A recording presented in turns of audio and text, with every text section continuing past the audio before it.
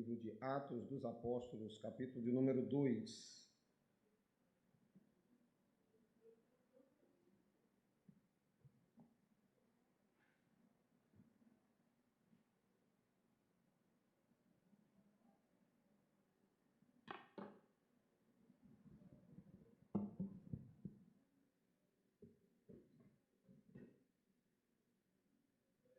Som.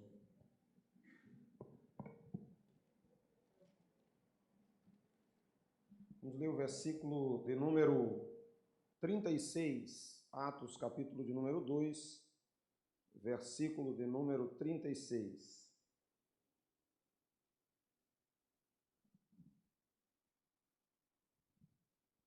Vou pedir para o irmão Miguel Neto projetar aqui, que é só um versículo mesmo. Fica fácil de todo mundo acompanhar. Veja aí o que diz Atos 2:36.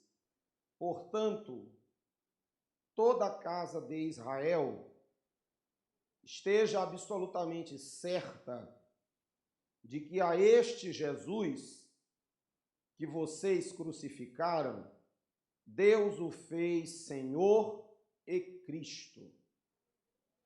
Glória a Deus.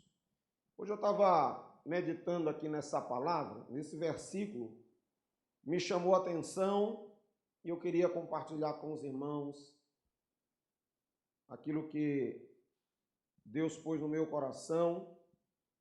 Esta expressão do versículo 36 é a finalização, ou é uma parte já de conclusão da grande mensagem que Pedro pregou no dia que a igreja recebeu o dom do Espírito Santo.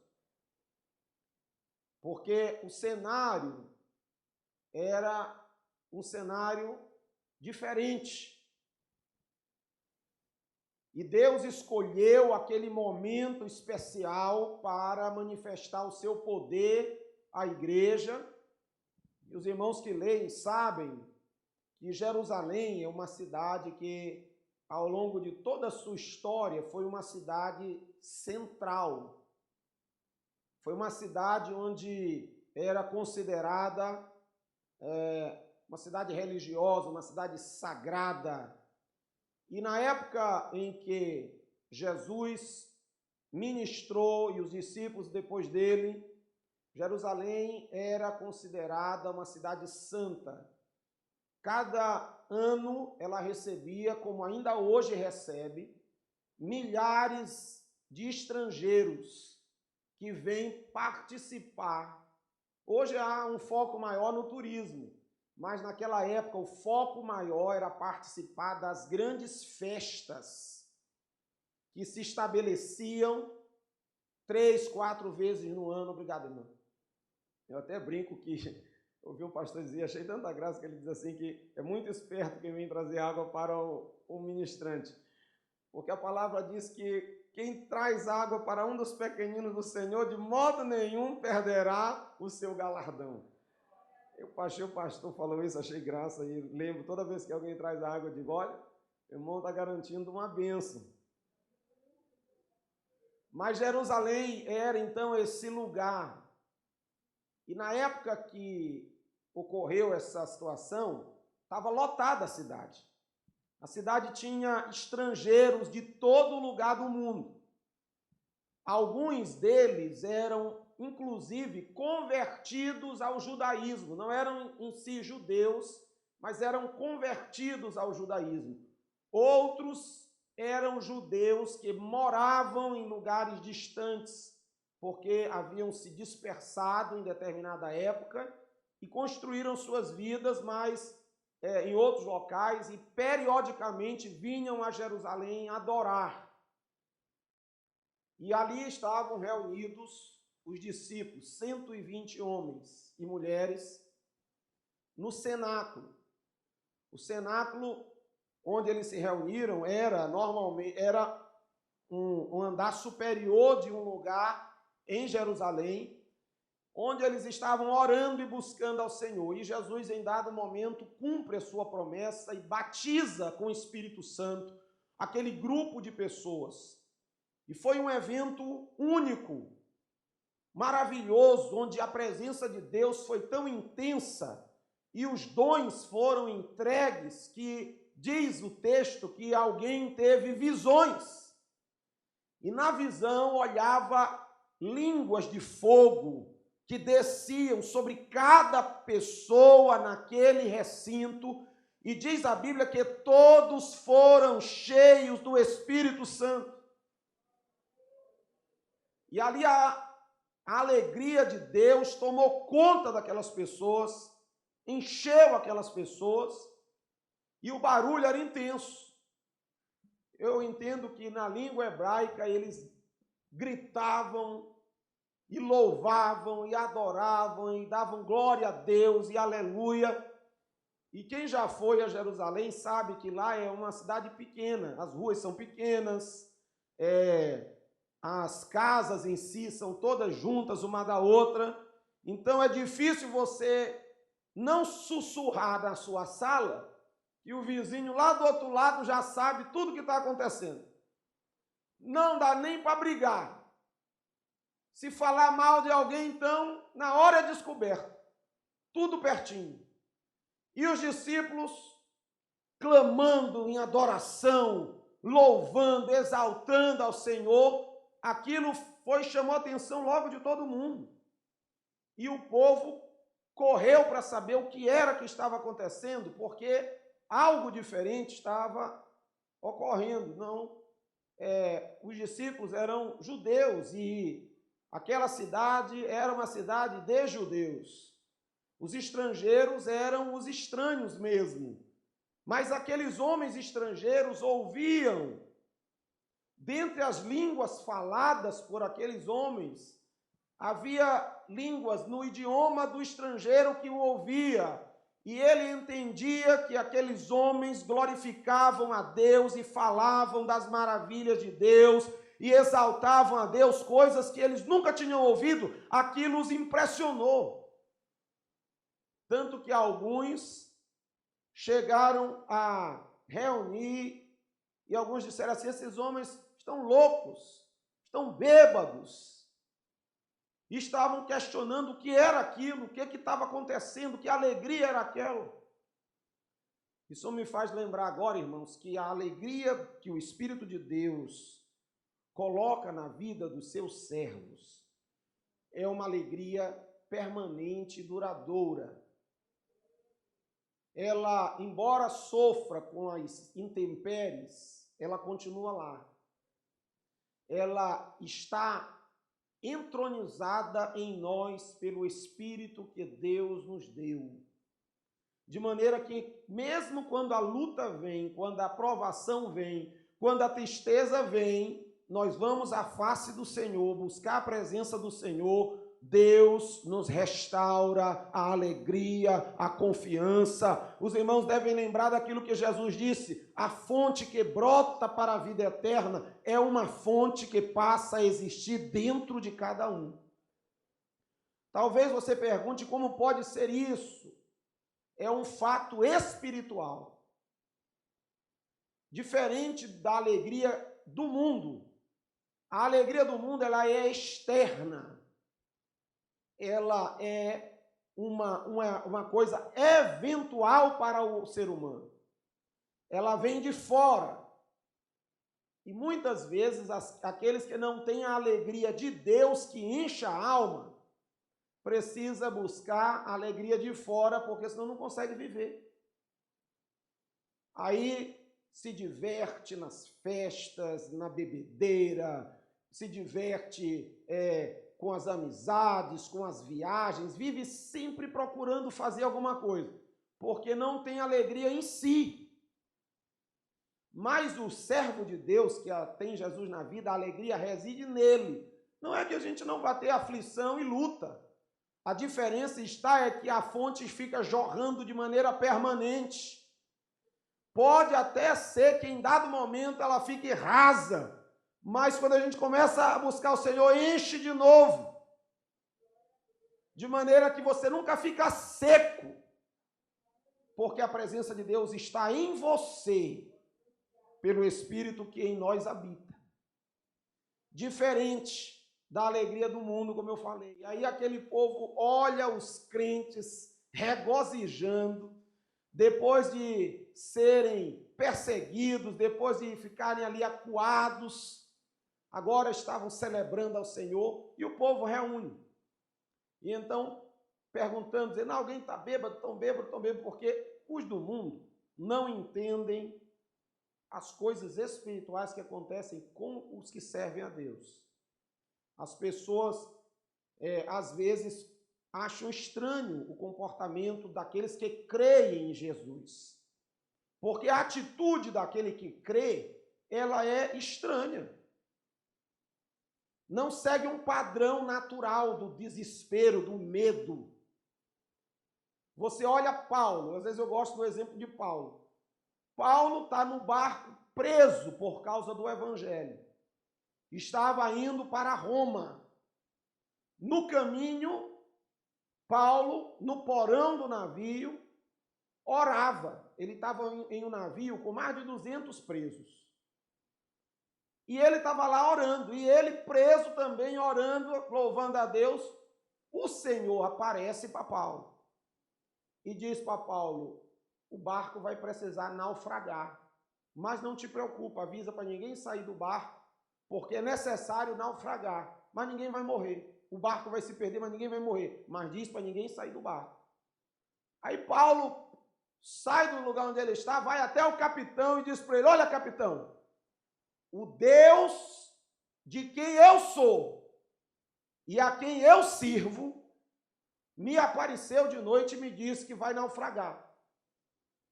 Vai perder tudo, mas ninguém vai morrer. Mantém todo mundo no barco. E o capitão entendeu o que Paulo disse. Na hora que o barco começou a agitar, que viram que ia naufragar, tentaram salvar o barco. Jogaram fora a carga. Alguns queriam matar os presos para não fugirem. Mas o capitão daquilo disse, não, manda todo mundo cair no mar e vamos deixar o barco se perder. Encalharam o navio se perdeu, todos os presos sobreviveram. Lá na praia, todo mundo na praia, Paulo foi catar graveto. Quando ele pega o graveto para jogar na fogueira, uma cobra venenosa morde a mão de Paulo, na frente de todo mundo. Eu fico pensando que uma pessoa normal, talvez se soubesse que o navio ia naufragar, tinha saído gritando, arrancando os cabelos, vamos morrer, meu Deus, vamos morrer. Se fosse uma pessoa normal, a cobra tivesse mordido, tinha corrido desesperado. Se não tivesse logo morrido ali de desmaio ou de infarto. Mas Paulo agiu diferente. Paulo olhou a cobra, sacudiu a cobra, vai embora. Aí todo mundo ficou olhando, esperando Paulo inchar e morrer. Passa a primeira hora, não aconteceu nada, a segunda hora não aconteceu nada. Aí quem olhou, já pensou diferente. Rapaz, esse homem não é normal, acho que é algum Deus. É um ser sagrado, tem alguma coisa diferente.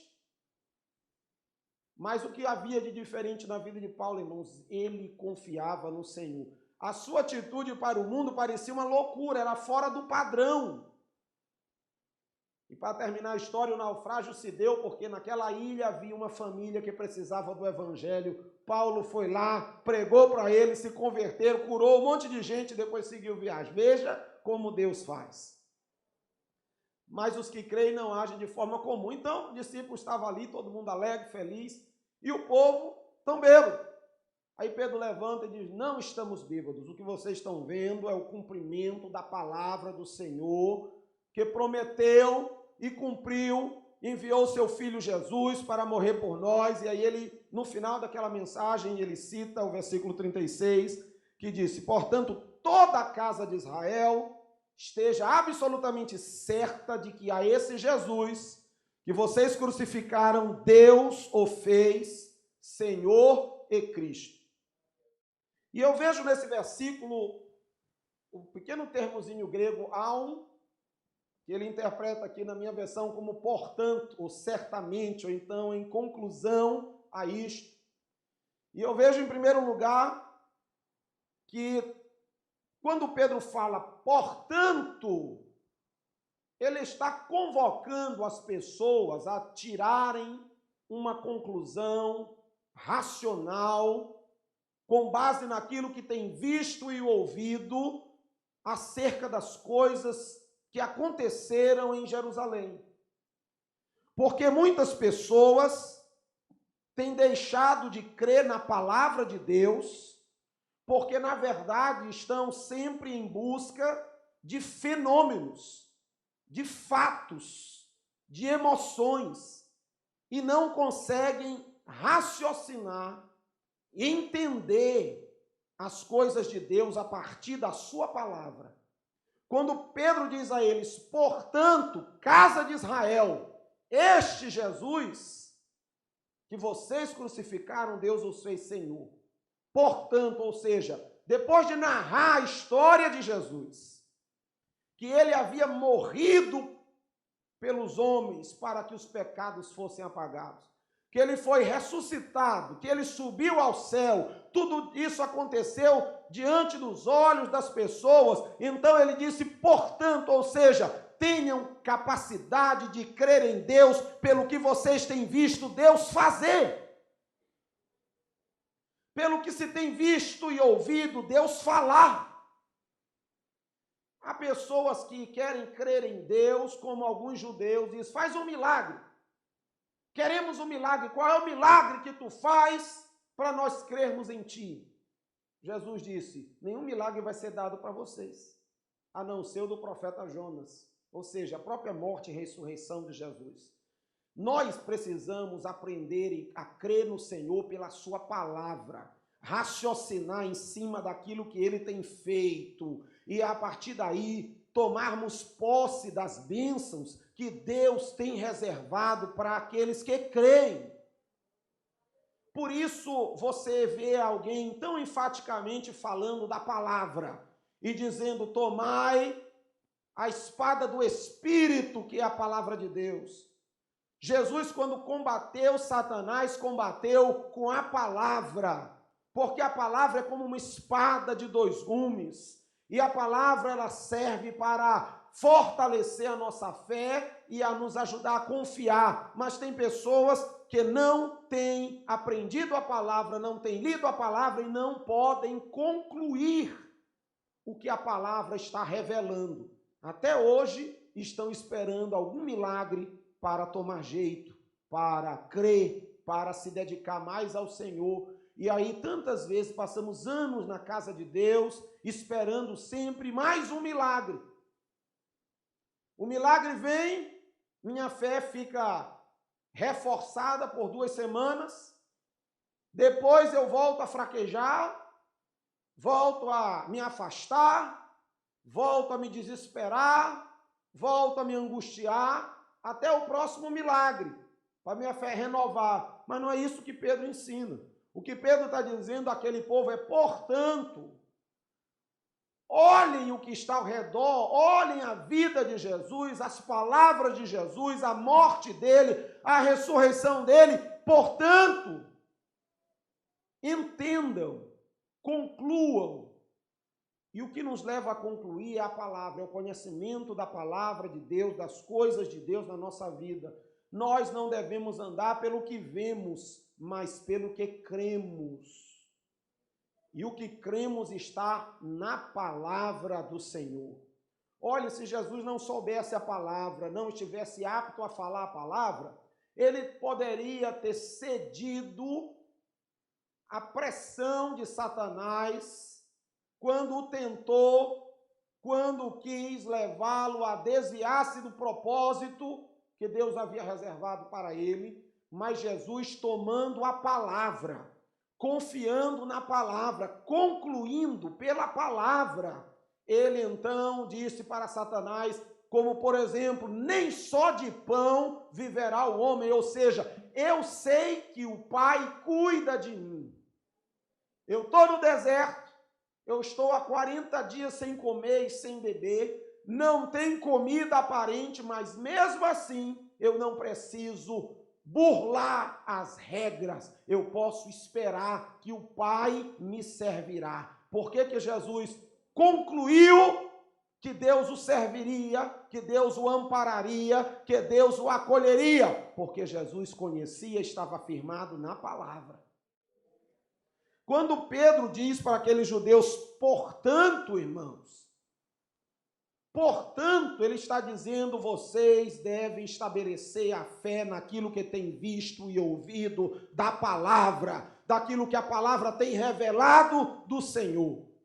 Não era uma invenção, não era uma ilusão, era uma conclusão daquilo que Deus estava fazendo. Tem muita gente que não consegue enxergar o agir de Deus, porque não conhece a palavra, não vive a palavra, então as coisas estão ao seu redor, não consegue ver. Quantas pessoas têm vindo à casa do Senhor, mas o coração permanece endurecido. A segunda coisa que eu vejo nesse texto é que a mensagem tinha um endereço. Portanto, casa de Israel, povo escolhido, povo separado. Pedro não estava requerendo aquela visão espiritual, o entendimento da revelação dos que estavam de fora, mas dos que estavam ali dentro, próximo. E por isso nós dizemos que quando nós não entendemos a palavra de Deus, não vivemos por ela, não a conhecemos, não meditamos nela para podermos aprender com a palavra, nós não conseguimos experimentar a revelação de Deus para a nossa vida. Deus ensina Josué no capítulo 1, versículo 8, para que ele lesse a palavra, para que ele examinasse a palavra, meditasse nela e guardasse o que havia escrito nela. Por quê? Para que pudesse a palavra fazer parte, ele pudesse assimilar, entender, compreender e saber qual era a sua posição diante de Deus, como líder, como um homem separado, como um homem escolhido, como filho de Deus. Então, portanto, casa de Israel, portanto, igreja do Senhor, aprenda a viver baseada naquilo que a palavra de Deus nos ensina. Não viva a partir de coisas que você ouviu vagas por aí. Não fundamente a sua fé em informações partidas, precárias, palavras de ordem. Tem gente que fortalece a fé com palavras de ordem, né? Só vitória. O sangue de Jesus tem poder. Tem, e é só vitória. Mas a palavra de ordem, ela não serve para edificar a fé se você não está fundamentado na palavra. Porque quando eu leio a palavra e aprendo porque o sangue de Jesus me garante a vitória, eu posso falar com propriedade. Eu sou mais do que vencedor por meio de Cristo. Porque eu que sou igreja, entendi a palavra como ela deveria ser. O que Pedro estava dizendo para aqueles judeus é, vocês viram Jesus, vocês conviveram com ele, vocês o crucificaram, estão vendo agora a presença do Espírito de Deus, conhecem a palavra de Deus, o que está faltando? Casa de Israel. Depois ele continua dizendo para eles, estejam absolutamente certos de que este Jesus, que vocês crucificaram, e o entendimento da palavra nos leva ao arrependimento. Por isso ele aponta para aquele povo dizendo, esse Jesus que vocês crucificaram. Não há possibilidade de nós vivermos uma vida vitoriosa sem o arrependimento dos pecados. O pecado precisa ser entendido, precisa ser identificado e precisa ser rejeitado. Enquanto o homem não percebe o que fez de errado, ou o que faz de errado, ele continua sem poder entender aquilo que Deus quer para a vida dele. Você não pode, como servo de Deus, que busca a presença do Senhor, viver e conviver com o pecado como se fosse algo natural. Pedro aponta o erro daquela geração e disse: esse Jesus que vocês crucificaram, vocês erraram, vocês falharam, vocês precisam, tanto que mais na frente, no versículo, no versículo 38, ele volta a falar e diz: arrependam-se cada um de vocês e sejam batizados para a remissão dos pecados. Ou seja, é preciso que nós tenhamos uma postura muito radical com o erro na nossa vida. Se há algo que nós identificamos que Deus não tem se agradado, precisamos pedir a Ele que nos transforme, que nos perdoe, que nos liberte e que nos faça caminhar com a consciência limpa. A quarta coisa que eu identifico aqui foi que depois, então, que eles entenderam a palavra, que eles entenderam que a mensagem era para eles, depois que eles entenderam o erro que cometeram, rejeitando ao Senhor, Pedro, então, conclui a palavra dizendo: esse que vocês rejeitaram, Deus o fez Senhor e Cristo. E o que eu vejo nesta palavra é que nada do que nós possamos fazer vai mudar a verdade estabelecida por Deus. Se você crê, você vai ser abençoado. Se você se arrepender, você vai ser abençoado. Se você mudar, você vai ser abençoado. Mas se você não crer, não quiser mudar, não quiser melhorar, você não mudará o fato de que Jesus continua sendo o Senhor e o Cristo enviado por Deus. Cabe a nós tomarmos uma posição como aqueles judeus tomaram.